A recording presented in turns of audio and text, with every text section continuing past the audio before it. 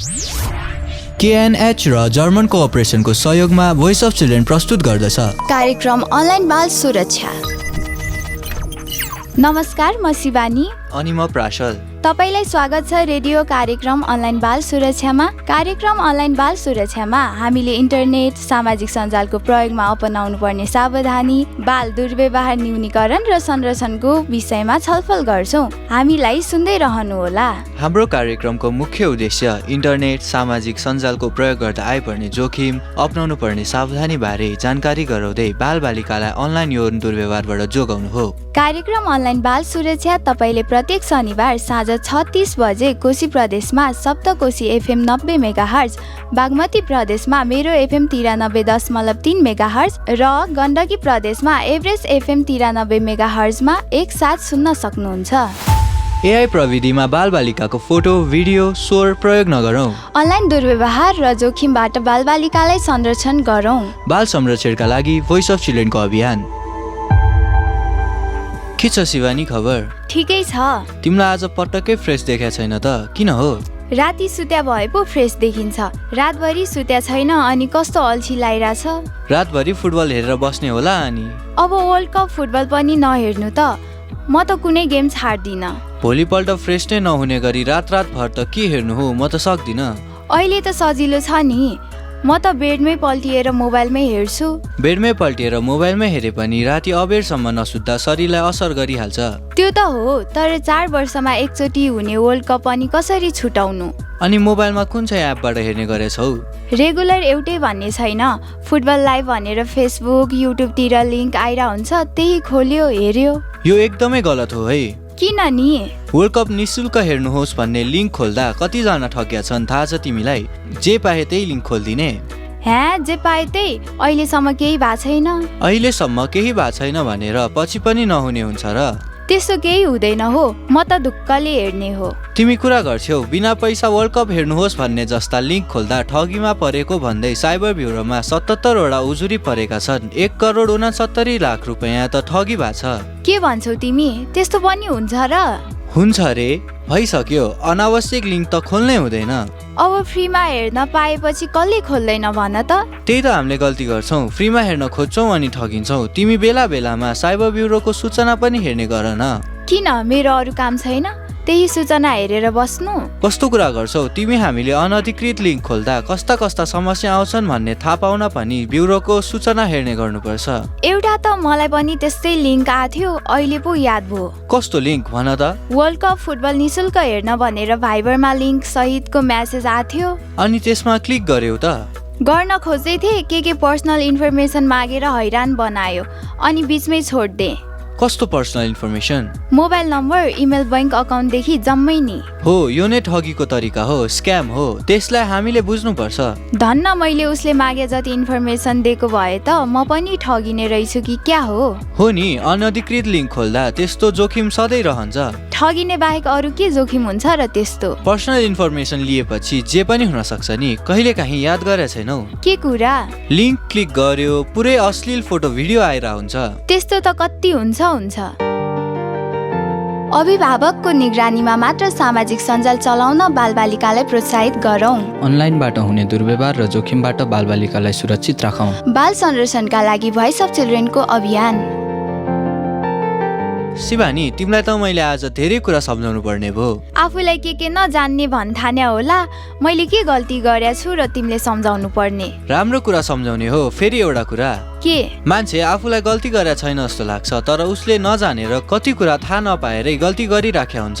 तिमीले के भन्न खोज्या हो? खै मैले त केही बुझिन।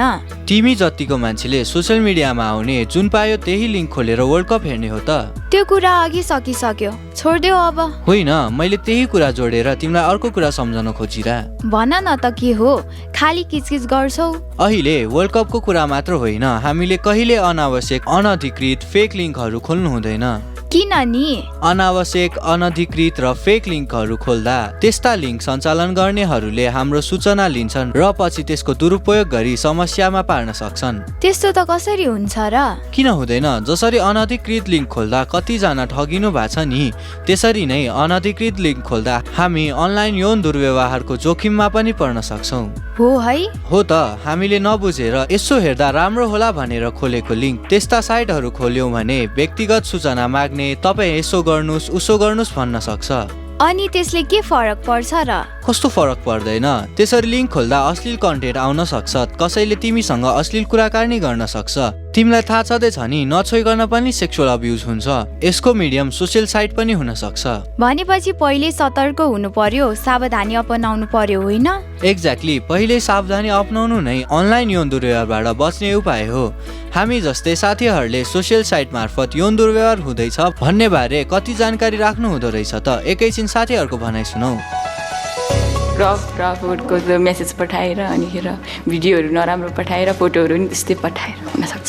त्यही भिडियो त्यस्तो पठायो भनेर अनिखेर त्यस्तै मेसेजहरू गर्न थाल्यो भने त्यस्तै कति कसरी थाहा पाइन्छ भने नि, अब उसको टेक्स्ट गर्ने तरिका, उसको जस्ट हाम्रो पर्सनल लाइफमा सोध्ने, यस्तो इन्टरफेयर गर्न खोज्ने तरिका हो, त्यस्तोबाट थाहा पाउन सकिन्छ। यदि मलाई भने चाहिँ म सबभन्दा पहिला आफ्नो फ्यामिली भन्दा नि हाम्रो सबै कुरा साथीहरूमा सेयर हुन्छ। हामी साथीलाई भन्छौँ, साथीले भनिसकेपछि साथीहरूको फ्यामिलीसँग सेयर हुन्छ। साथीहरूले मेरो फ्यामिलीहरूसँग सेयर गर्छन्, हो त्यो फ्यामिलीहरूसँग सेयर गरिसकेपछि त्यसलाई के गर्ने भन्ने, त्यसलाई त्यो समस्यालाई कसरी समाधान गर्ने भन्दाखेरि त्यहाँ हुन्छ। कोही क्लोज हुने मान्छे छैन भने अचानक क्लोज हुन आउने, बोल्न आउने, अनि त्यस्तै टचहरू गर्न आउने होइन, अनि एक्लै भएको बेला पनि आउने, त्यस्तै थाहा हुन्छ। भयो भने त पहिला यस्तो कुरा फ्यामिलीलाई भन्दा पनि फ्यामिलीले त त्यति चाँडो बुझ्दैन, त्यही भएर पहिला आफै सचेत हुने, के गर्न सक्छ आफ्नो मिल्ने साथीलाई भन्ने, र सबैको साथीहरूलाई भनेपछि अनि आफूले के गर्न सक्छ हो, त्यही भएर आफू सचेत हुने। प्रासल, साथीहरूलाई त धेरै कुरा पो थाहा रहेछ त है? हो नि, त्यही त भने आफूमाथि इन्टरनेट सोसल साइट थ्रु कसरी अब्युज हुन सक्छ भन्नेमा साथीहरू सचेत हुनु त एकदमै राम्रो कुरा हो। कतिजनामा इन्टरनेट सोसियल मिडियामा जे पनि गर्न मिल्छ भन्ने धारणा छ नि, त्यो एकदमै गलत हो। के गर्नु, मलाई पनि त्यस्तै लाग्थ्यो। धन्न आज वर्ल्ड कपको कुरा निस्क्यो र तिमीले बेलैमा सम्झायौ। अनि अर्को कुरा, हाम्रै साथीहरूले पनि अनधिकृत साइटको लिङ्क पठाउने, त्यस्तो साइट हेर्न भन्ने, त्यसलाई व्यवस्था गर्नुपर्छ। साथीले पठाइहाल्यो, खोल्छु हेर्छु भन्ने होइन नि। अब त कुनै पनि लिङ्क सोचविचार गरेर मात्र खोलिन्छ।